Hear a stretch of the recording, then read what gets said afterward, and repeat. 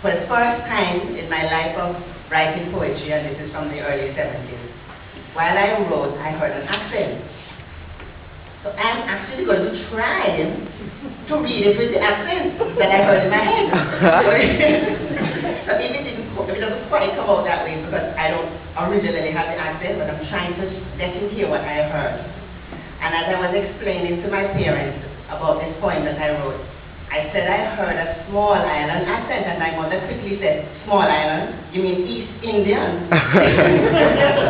She's from Dominica, so she don't hear anything about a small island. Voicemail from Grandma. Hello, my dear. This is the third time I call you today. This voicemail thing has me so confused. When should I speak? What this means? Oh dear. I just realized you should be at work at this time. It would have helped if your voicemail said as much when I was on the line.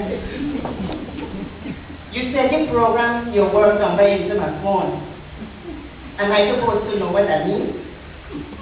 And which one of the phones is that? The cell one? It's you. Then you expect me to hold this tiny thing to my ears when I speak?